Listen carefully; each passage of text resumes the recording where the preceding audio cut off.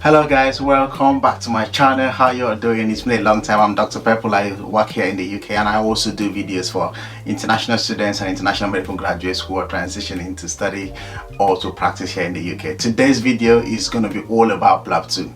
All you need to know and all you need to do to pass the PLAB 2 exams in just 4 weeks, and it's going to be drawn from personal experience and also from the experience of other people. You don't want to miss this. Watch till the end. There will be timestamp on this video. If you want to watch, skip to any part of the video, that's fine. I'm just going to do a quick overview of the PLAB 2 exams. I'm going to talk about the eligibility criteria for these exams and the format of the exams actually, and also what exam strategies you need for you to be able to do these exams in 4 weeks and pass it at first sitting. And lastly, we'll talk about possible resources that are available, what study groups and what study materials that will be available that can aid your preparation for this exam, so you can just ace it all at once at first sitting. Now let's get deep into it. So basically, the PLAB 2 exams is the second stage exams that you have to do to qualify to practice in the UK. Professional Linguistics Assessment Board exams. Before getting onto the PLAB 2 exams, you would have passed your English language test, which is either the IELTS or the OET, Occupational English Testing System. Having gone through that process, then you should have done your PLAB 1 exams, which is the multiple choice question exams. And after that, then you are eligible to do or to sit for the PLAB 2 exams. The PLAB 2 exams is in the form of an objective structured clinical examination, which is something that you probably would have been so familiar with going through medical school. A lot of medical schools do the OSCE type of exams. So it's the same kind of scenario, the same pattern of exams. The curriculum for the PLAB 2 exams covers all the necessary things that a normal junior doctor in the UK who's gone through F1, F2 program should be conversant with. So basically, the PLAB 2 exam tests your ability to apply clinical knowledge in the care of your patient, not necessarily remembering or recital of facts. All of that should have been tested in your PLAB 1 exams. So at this point, when you are preparing for PLAB 2, it's basically testing how you are able to apply those clinical knowledge you have already and how you're able to establish good communication skills in the care of your patients. Before the COVID pandemic, it used to be 16 stations, and each of these stations lasts for about 8 minutes, and you've got 2 rest stations in between them, and you also have about 90 seconds outside of each of the stations to read instructions and tasks pertaining to the station you are about to get into. After COVID, the exam is about 15 stations in total, each of the stations also lasting for about 8 minutes. Each of the stations of the PLAB exams actually reflect a real life scenario where you are actually consulting with a patient or a simulator, doing some procedures, or actually performing clinical examination, or in some scenarios you will be having some communication over the phone with a patient or with their relatives or even with their caregiver. Now, what I would advise everyone who is doing the PLAB exams to do is to familiarize themselves with the PLAB 2 blueprint. The PLAB 2 blueprint is a document by the GMC, which is the General Medical Council of the UK, which can be found on the GMC website. Remember, all the questions and scenarios in the PLAB 2 exams relate to best current clinical practice. That means that the way you approach them, the way you answer the questions, the way you relate with the patients and the simulators have to reflect good clinical practice obtainable as at today in the United Kingdom. And that's why it's important for everyone who is preparing for these exams to familiarize themselves with the GMC blueprint for PLAB 2. I'm going to put a link below for you to download the PLAB 2 blueprint. For you to prepare very effectively for these exams, it's important for the candidate to go back in time and check the previous 5 PLAB 2 examiners report. That will give you an idea of where candidates are doing well, where they are struggling, areas that needs improvement. If you have a better idea of this, it will get you to be better prepared for the exams. The latest examiners report for PLAB 2 shows that 1 in 3 IMGs, international medical graduates, fail these exams. So you can imagine how serious of an exam it is. That's why you need to take it a bit more serious. You are expected to do your PLAB 2 exams not more than 2 years after passing the PLAB 1 exam. Anything more than that means you need to go back in time and do the PLAB 1 exam all over. Now, what is the format of this exam and what is the eligibility for this exam? Earlier on, I already mentioned that the eligibility is for you to have passed your PLAB 1 exams, and that means you are already a doctor. So if you are an international medical graduate, you've done your English test, you've done the PLAB 1 exams, then you are eligible to sit for the PLAB 2 exams. Now you need to know that the pass mark for the PLAB 2 exams varies with each of the exams. So the pass mark are set by the examiners even before the exams are taken. But it's important to know that for you to do well, you need to at least pass 11 stations in the exams, and that is something very possible, and that is something very doable.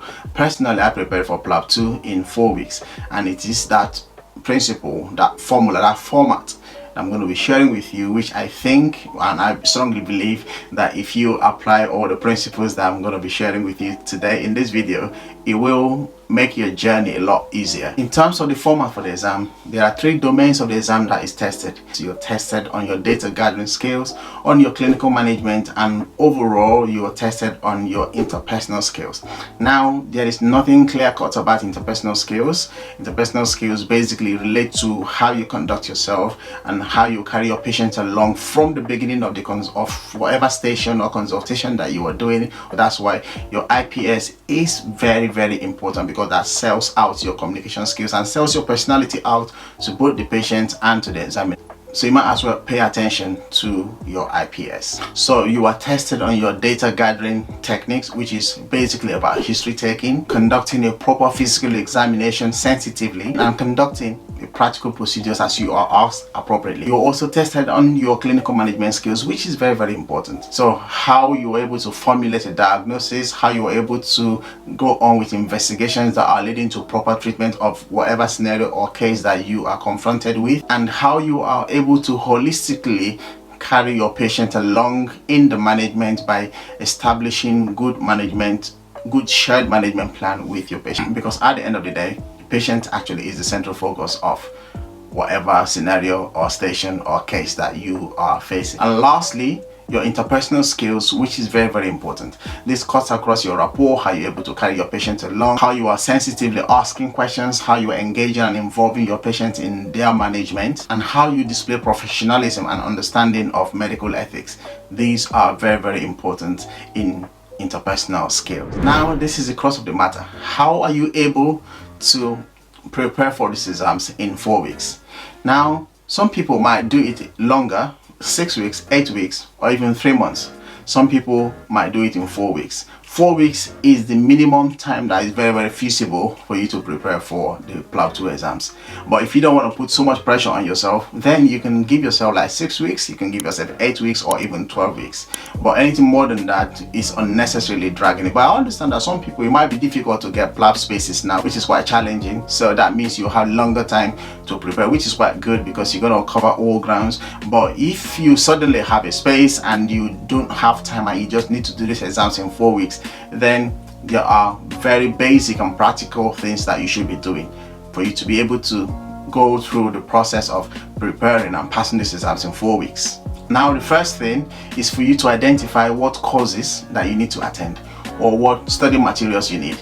Now, it's not compulsory for you to attend the course, but it is highly recommended. The reason for that is if you attend the course, you have a broader view of the exam structure. You're going to have a coordinated system of learning and practicing what is currently asked in the exams, and you're going to have other candidates as well who are preparing for the same exams, and that will give you that accountability and give you that confidence in terms of your preparation to judge your level of preparation with other people and know exactly what area you're deficient, what you need to do better, and how to improve your skills to get you ready and on time and on speed as well with the exam preparation. So when you've identified there are courses all over in Africa, in Nigeria, in London, in Manchester that you can attend, identify any of them and get into the program. When you start the course, most of the courses are actually for about 10 days to 2 weeks. So what happens in those courses is you're going to go through likely scenarios that will come out in the exams, and you have people to practice with, other candidates who are attending the course as well. So you practice on a daily basis, right? So let's say you've got 2 weeks to attend the course, and every day at the end of the course, Whilst you're even doing the course, you have scenarios where you practice with other candidates. Your teacher also leads in the practice. You got access to mannequins and you can perform some procedures as well. And after the course, you have time to stay back and also practice with other candidates. Imagine if you're doing that on a daily basis for the 2 weeks duration of the course. Some course can last for 2 weeks.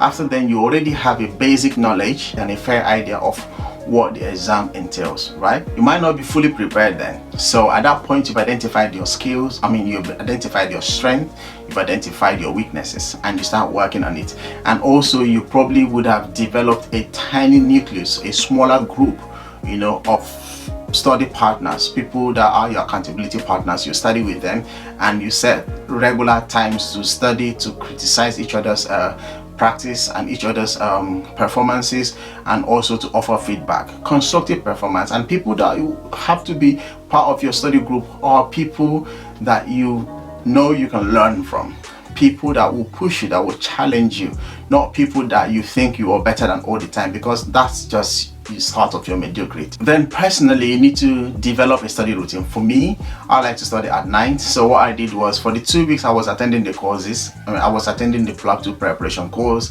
I had study partners, about 3 of them. So after the course, we'll stay back and practice system by system. So you got different systems. So you have consultations that will have to be about cardiovascular system. You might have consultations that will be about anemia or gastrointestinal system. You will have consultations where you have to actually speak to patients' relatives on the phone. So you're learning communication skills, you're learning how to share medical information to patients in a very simple manner. All these things you learn and practice over and over and rehearse them with your group, get feedback from them. And when you go back home, you stay in front of the mirror and practice these things as well. Sometimes you can even record it and listen to your voice and hear how you sound and know where you should do better. That becomes a sort of reflective practice for you on a daily basis. And when you keep doing that, you realize that you make progress, you are improving on a daily basis, you're getting feedback from people and all of that. And when you've done all this for the 2 weeks of the course, at the end of the course, you now have 2 more weeks of personal study. Either you're studying alone or you're studying with your group. So imagine having a full day to practice things, learning procedures as well, how to do venipuncture, how to do a proper suturing technique, how to calculate drug dosages, insulin dosage, and all of that. And you learn all those things that you were taught during your course. And this is actually in the time to perfect on those things. So in a nutshell, for you to do these exams in 4 weeks, which is very, very possible, what you need to do is identify a course to attend and follow through with the course. After the course, make sure you develop a study group, or you join a study group where you practice and practice and practice what you've learned, and also develop your personal study routine. Develop your personal study routine, develop your personal study time as well, and what works best for you. And that involves you creating a productivity space, whatever part of your house, or do you need to go to the library, anywhere you think that will be suitable for you to study, for you to rehearse what you've learned. And sometimes you need an open space as well, so you can talk to yourself. If you need to buy a recorder or use your phone, that's fine, so that you record yourself actually doing a procedure and watch it over and over and criticize yourself and see if there are things that you can actually do better. And sometimes you can also get someone who is even non-medical to, especially in communication stations, to listen to what you are saying and get their perspective and their opinion about that, if that comes across right, and if they feel you're being a very sensitive doctor. So yeah, you need to push yourself, because these are the things that will ensure success for you. This exam is very expensive. It is expensive, and you don't want to waste your money doing the wrong thing. So you might as well do everything that you need to do and inconvenience yourself just to get it once. On the morning of the exams, arrive early to your venue. Make sure you familiarize yourself with the area. Just know exactly where everything is, so you're not wasting your time, and just calm down, put in your best and be hopeful. Hopefully everything goes on well, and the next thing is you just be getting your license to practice as a junior doctor in the UK. Hope this helps someone. So yeah, thank you guys for watching to the end, and if you've got any questions, comments, contributions, please do that. And also follow me on my social media handles, which will be displayed on the screen, on Instagram and on Twitter. ask your questions, and you can send me personal messages like DM. I'm happy to respond to you as well. All right, take care, bye, see you next time.